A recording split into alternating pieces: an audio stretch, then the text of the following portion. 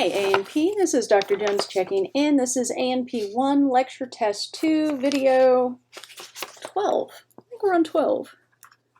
I'm going to write it down before I forget. Video 12, and we're starting on page 18. We did the beginning of 18 just to finish up the skin color issues that we started on the bottom of page 17. Need another, there we go. Need another post-it. We got too many videos. All right. Okay, so I am at 5.5. Sunlight causes epidermal cells to convert steroid into vitamin D3, which is just below the top of page 18 for me. But again, depending on how your Word has formatted it, the different versions all format a little differently. So in the presence of sunlight, epidermal cells in the strata. Strata is the plural of stratum. One stratum, two strata. Have we done that Latin ending yet? Singular, plural, stratum, strata.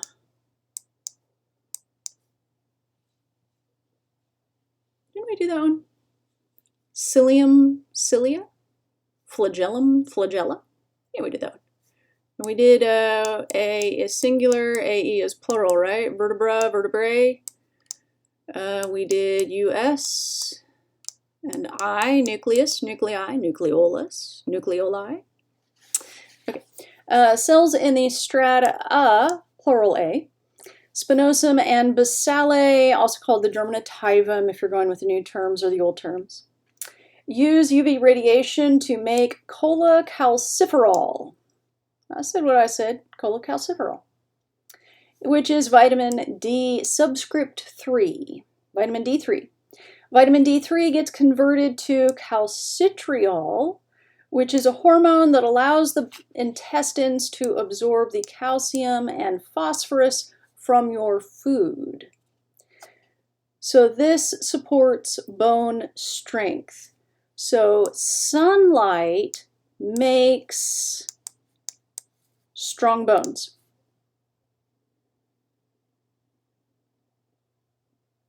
That's how that works. And we'll get there. So rickets is a vitamin D3 insufficiency in children. Insufficiency means there's not enough. Sufficient is enough. Insufficient is not enough. So let's see, here's a picture of rickets, kind of a bow-legged presentation with rickets, because what happens if the bones are soft, like in rickets, then they don't fully support the weight, and you get this bow-legged presentation. So in like Victorian times where kids weren't allowed to go outside and breezes were bad, and if they were outside, they like carried an umbrella.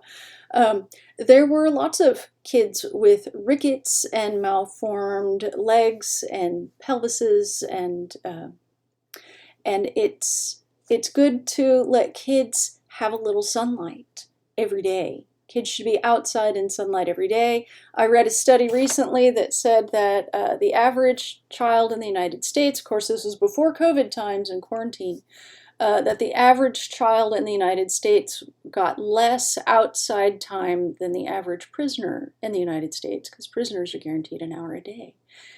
And children apparently aren't, which if you are in a place where it is safe for your children to be outside, kick them out. Let them be outside. Yeah. If it's not too hot or too cold, they need to be outside in the sunlight a little bit every day. Now, too much sun, it makes sunburns. Sunburns are bad for you. So there's, sunblock or moderation. You have options. But definitely kids need sunlight, and that's why whole milk is called vitamin D milk, because it has vitamin D3 in it, so that kids who can't be outside can get their vitamin D3 and not get rickets. So rickets can be prevented with sunlight. That's how that works. All right, so let's, oh, there's a quiz. Okay, let's do the quiz. What is this part of the skin called? Well, here, let's do this. There we go. All right, and then what's this whole region here, this whole shebang? There you go. And maybe this one's next. What's that? If not, what's this one? Have them both in your head. You ready? We'll find out one. There you go. Is that what you thought it was? The subcutaneous layer, the hypodermis, or the superficial fascia. It has 3 different names. It's not part of the skin, but we're going to discuss it with the skin. So, all right, now what's the superficial dermis called? Okay, and the deep dermis. There you go. There's your quiz. And we had that conversation. Accessory structures. So the accessory structures in the skin are the hair, hair follicles, sebaceous glands, sweat glands, and nails. And these are all accessory structures. The functions of hair. Okay, accessory structures are from embryonic epidermal tissue located in the dermis, project through the skin surface. Okay, and the functions of the hair, they protect, cushion, insulate, filter, that'll be the nose hairs, sweatband, that'll be the eyebrows, and sensation, that'll be all the body hair, because you can feel when you've touched the hair, even if you don't touch the skin. So, sensation.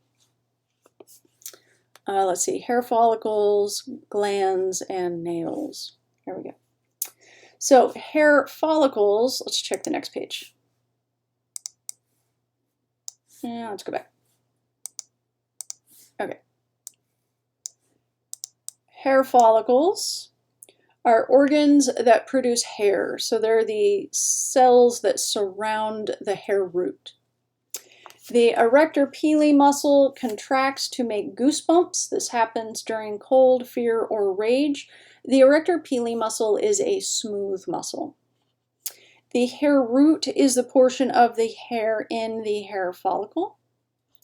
The hair shaft is the visible portion of hair. Vellus hairs, now we need the next page. Oh, here's your picture of the erector pili muscle. There's a sebaceous gland and the hair follicle. And the hair shaft, visible portion at the top. I don't know what that is. Okay. All right. The lanugo hairs are the hairs you find on a newborn. The vellus hairs are your body hairs. And terminal hairs are your thicker, heavier, more pigmented hairs, like your head hair, eyebrow, eyelashes, and after puberty, at the axilla, which is the armpit, the areola, which is around the nipple, and the pubis, which is the pubic region. We covered pubic region. We covered axilla too, right? The axilla? Not areola though. That's the area around the nipple. And yeah, terminal hairs. But these are not till after puberty. My son is 14 and is going through puberty. And he has armpit hairs on one side and not the other side. And so every few days, he's like, hey, do I have any more armpit hairs? Like, not on that side, son. So,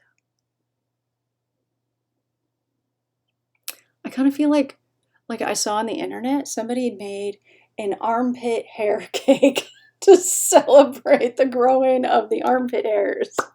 Okay? Would you eat armpit hair cake? They had kind of drawn armpit hairs-ish. Would you eat that? Okay, what causes different hair colors? Is that on the next one? There we go. Different amounts and different colors of melanin produced by melanocytes. Melanin can be dark brown, yellow brown, or red. And this is determined by the genes. And this is a multi-gene thing. That's how we get so many different colors of hair. Just like eye color is multi-gene, so we will cover those more next semester. Is coloring your hair good for your hair? No.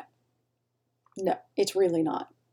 It damages the hair protective, this cuticle layer protects the hair. It's the outer part of the hair shaft itself. And to get color into the hair, you have to rip up the cuticle layer to get the color in.